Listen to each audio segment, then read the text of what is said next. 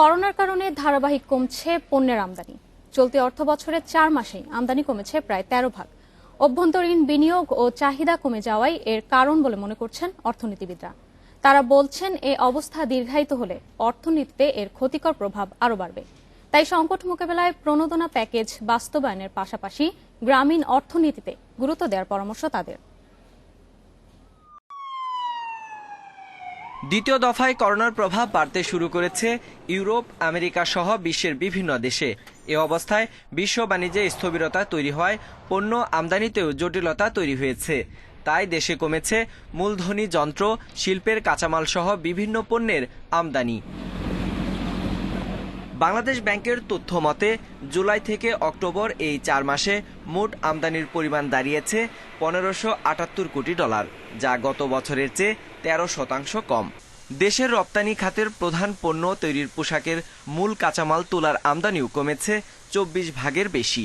ফলে এর নেতিবাচক প্রভাব পড়েছে রপ্তানি আয়েও। একটা অস্পষ্টতা রয়ে গেছে, কখন কোভিড থেকে বের হয়ে আসবে, কখন অর্থনীতি ঘুরে দাঁড়াবে, সেটা কোনো নিশ্চয়তা নাই। সেই কারণে এই জায়গাটাতে এই অনিশ্চয়তা বিরাজ করার কারণে বিনিয়োগে ব্যাপক ধস নেমেছে এবং সেটা কিন্তু আমরা দেখছি আমদানিতে প্রতিফলিত হয়েছে। আমাদের রপ্তানি ক্ষেত্রে কিছুটা এখনই এক্সপোর্ট ডাইভার্সিফিকেশন, অন্যান্যরা বস্ত্র খাত ছাড়াও মানে পোশাক খাত ছাড়াও অন্যদিকে ডাইভার্সিফাই করতে হবে আমাদের খাতটাকে, অন্যান্য পণ্যগুলো। আর সবশেষে হলো দেশে কর্মসংস্থানের জন্য আমাদের গ্রামীণ অর্থনৈতিক পুনর্জাগরণ করতে হবে। এদিকে ব্যবসায়ীরা বলছেন, রপ্তানি আদেশ কম থাকার কারণেও আমদানি কমেছে।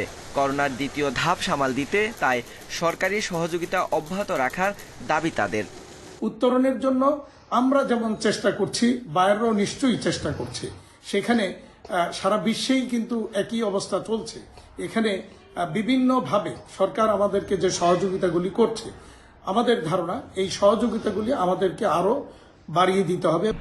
চলতি অর্থ বছরের প্রথম 4 মাসে আমদানি ব্যয় কমেছে $236 কোটি। এর ফলে বাণিজ্য ঘাটতি $336 কোটি 60 লাখ নেমে এসেছে। গত বছরের একই সময়ে এই ঘাটতি ছিল $572 কোটি 90 লাখ।